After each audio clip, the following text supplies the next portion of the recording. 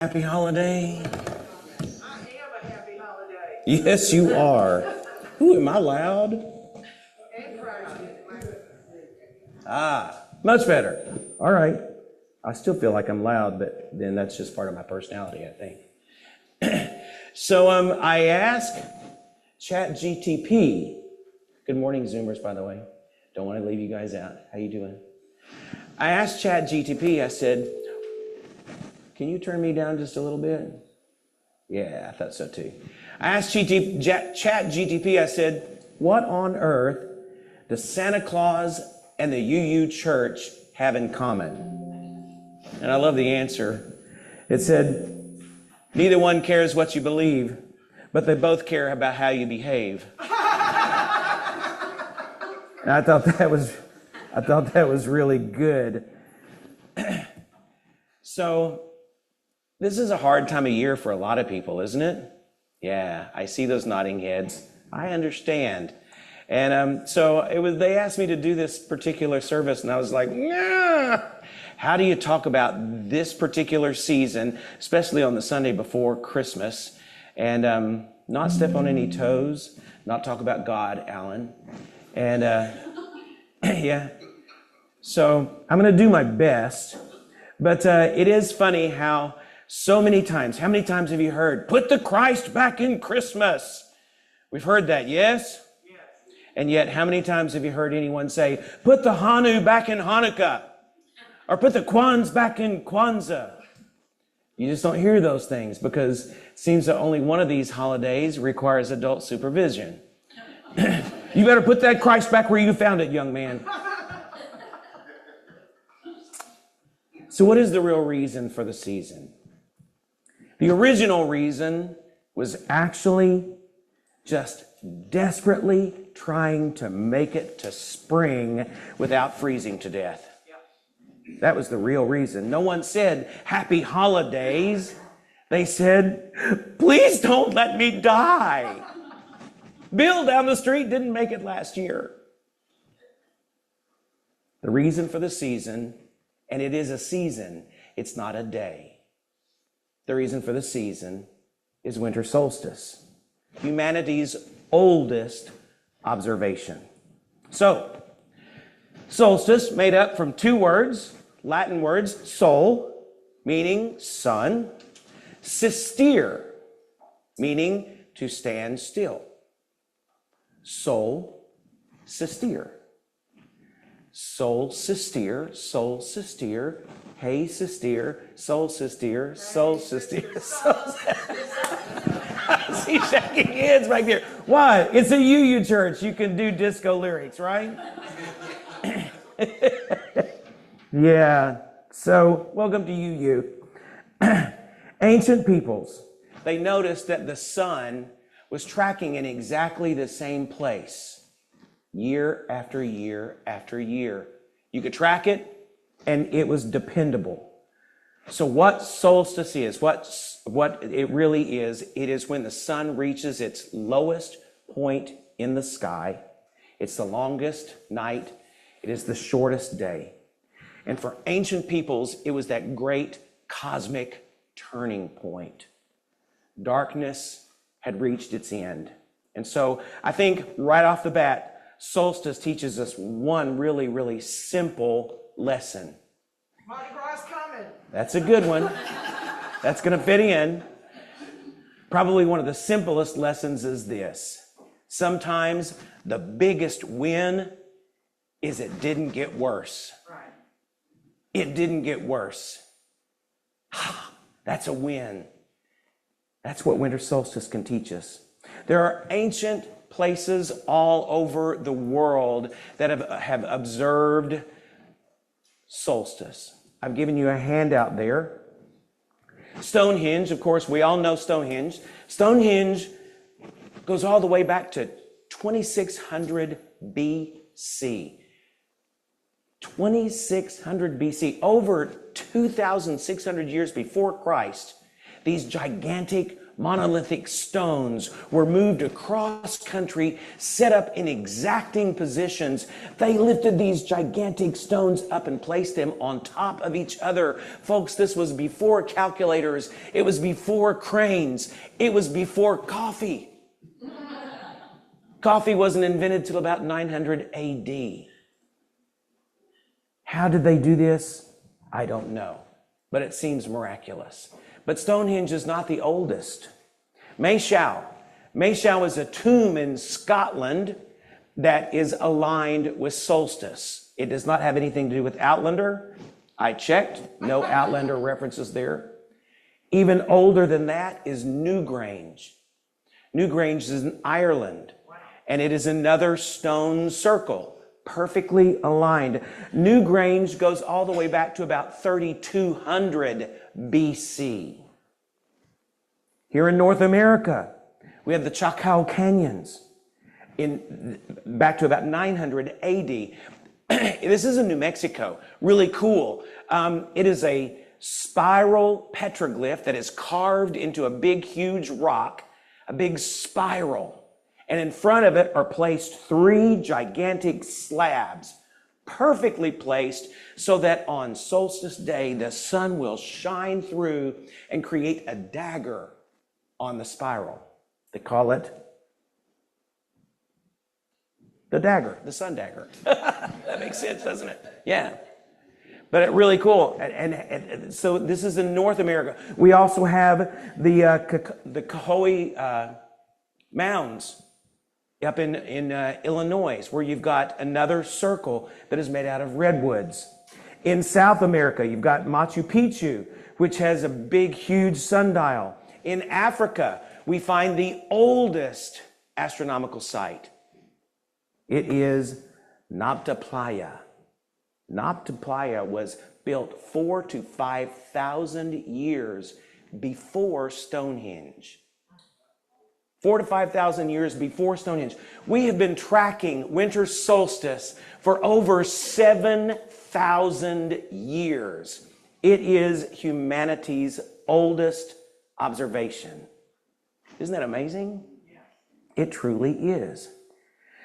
So our traditions, most of our traditions come from the Northern European countries. And you got to think about Scotland. Scotland on solstice day gets 4.5, maybe 5 hours of sunlight. Maybe 4.5 to 5 hours of sunlight. So we're talking about maybe 10 to 2 or 10 to 3. Okay? Baby, it's cold outside. Yeah. Woo. And those fellas all wearing those little skirts. Woo. That'll make you build a fire and back up to it. Have a nice whiskey. Yeah. So just picture it. Scotland. Let's go all the way to like 300 AD. Temperatures ranging between the mid-20s and the mid-30s. That's Fahrenheit. They don't know about centigrade yet. Okay? It's cold. It's rainy. It's sleeting. It's snowing. You got families living in these circular log and mud homes with a pointed thatched roof on top that's got a hole in the center so that they can build a fire in the middle of it and the smoke can get out the top. They've got a heather bed over in the, well, I won't say the corner because it's a circle, but they've got a heather bed over there that they're all sleeping together in. 4 to 5 hours of sunlight. Now we think we have mental health problems now. Just let that sink in. Solstice was a season, not a one-day celebration. And it was a way to survive. It was a way for them to keep their health and their mind.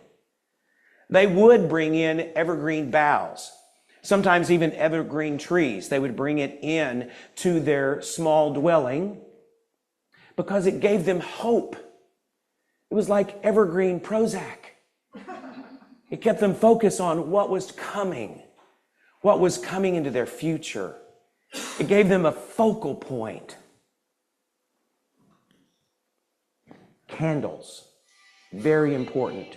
Candles have been made for thousands and thousands and thousands of years out of multiple types of substances. But candles were very important to them because fire meant life at that point. And each one of them would have an individual candle. And for that, it wasn't like an individual point of expression. No, for them, it was an individual point of fighting the darkness, staying alive, staying alert.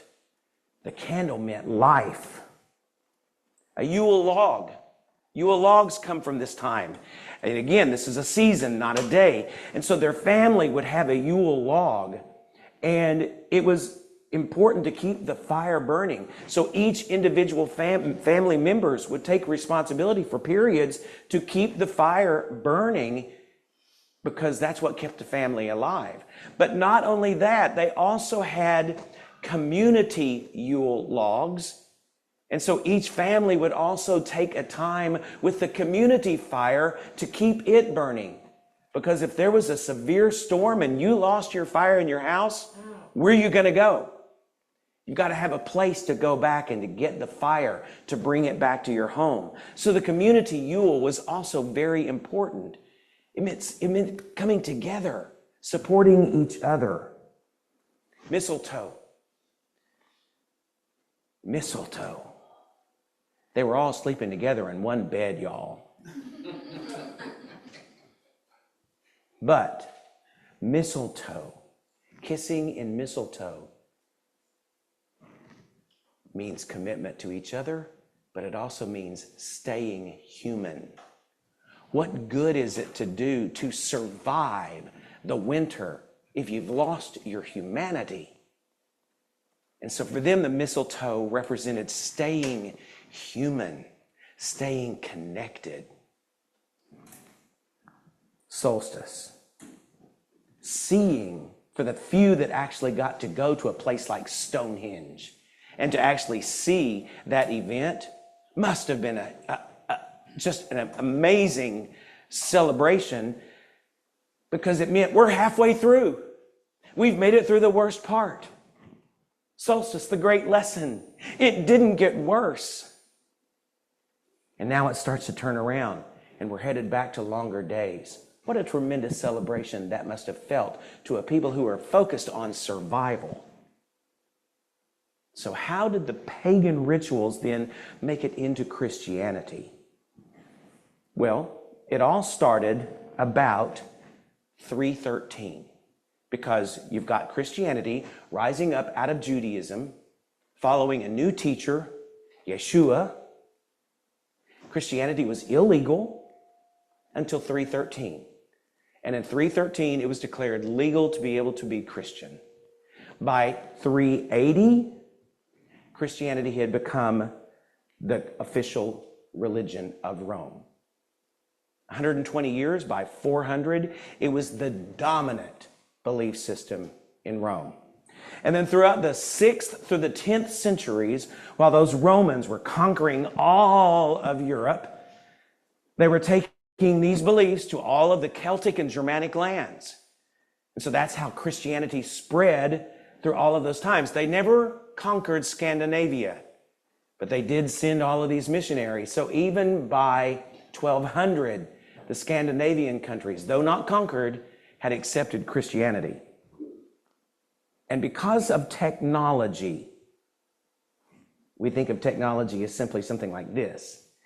But no, technology means better ways to build a home. Technology means better ways to be able to go between house to house to house. That's technology too. And so because of technology, survival no longer was the main focal point.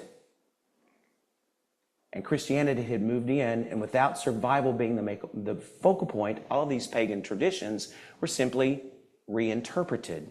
They didn't go away. They were simply reinterpreted.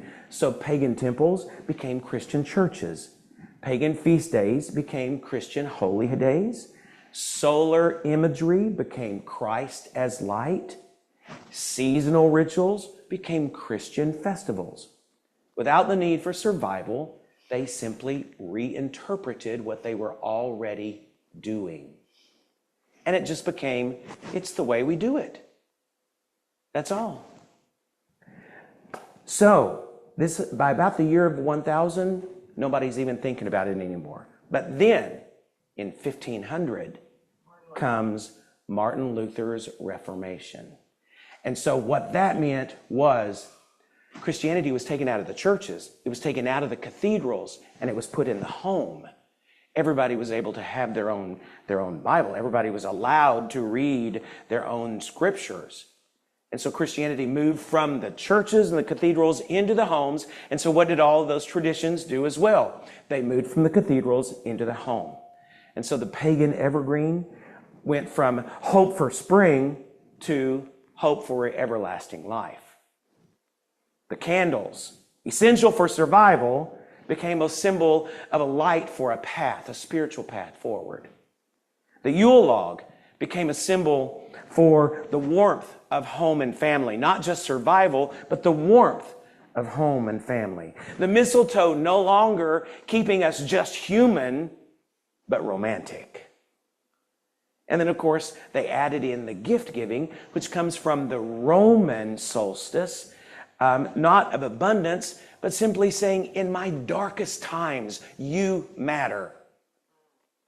In my darkest times, you matter. Here's some flannel pajamas. Now for me, for the fun part, science. What's really going on? And I love that little illustration that's at the bottom of your page. It makes it just really, really simple. And I will say this because this is the foundation of my belief. Until a body of believers can present an understanding of, I'm sorry, Alan, God. Until a body of believers can present an understanding of God in a scientific world, then superstition will continue to masquerade as theology. So what's really going on? Our Earth's axis is at a 23.5 degree tilt. That never changes. It's always at a tilt, 23.5 degrees. We hear about the wobble. There is a wobble, but the wobble happens over a 25,000 period. 25,000 years for one big wobble. So we're not going to notice a wobble, okay? It stays at 23.5 degrees as it goes around the sun. So here it is on this side. Here it is on this side. You got summer solstice over here and winter solstice over here. The degree never changes as it goes around. And that's why we have a different intensity of sunlight in the northern hemisphere and the southern hemisphere on exactly the opposite sides of the year. It's very simple. Science is wonderful. That tilt does not change. Only the position in the orbit changes. Thank you for understanding just a little bit of science.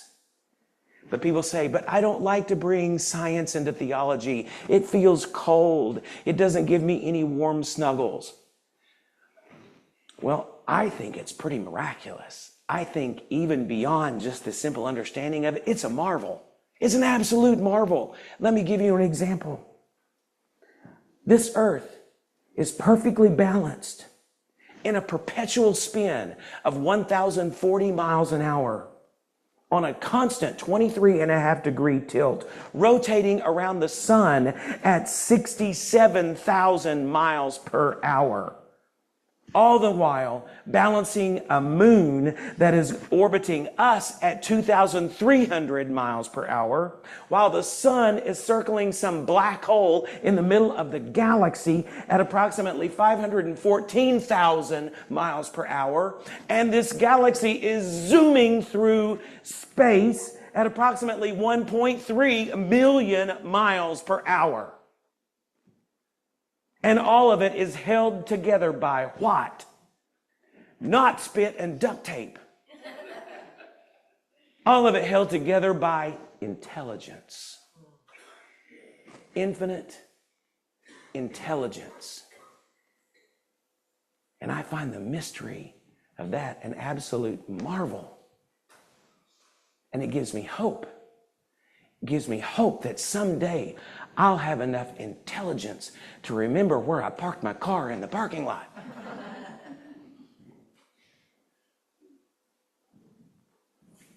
the deeper meaning for all of us. Spiritual wisdom did not begin with a scripture or a birth. It began with human observation some 7,000 years ago. It began with a fear that became mixed with hope of the evergreen.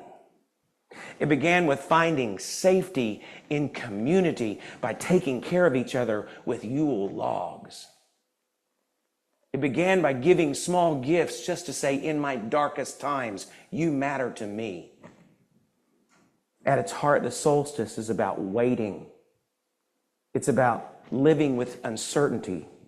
It's about trusting without absolute evidence.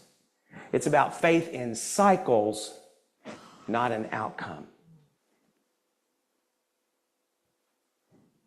Y'all, depression is at its greatest peak for the people surrounding us during solstice. Suicide rates skyrocket during this time of year.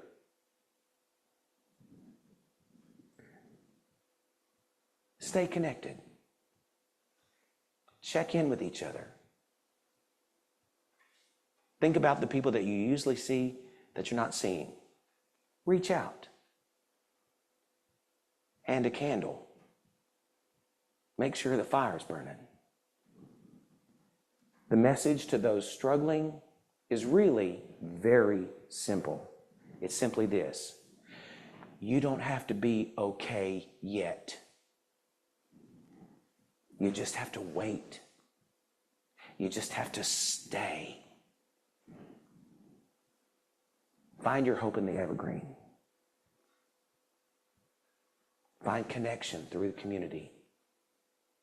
And definitely, most definitely, find some mistletoe and stand all day if you need to. I'll close simply with this. Love to you all. Happy solstice, the true reason for the season. Thank you.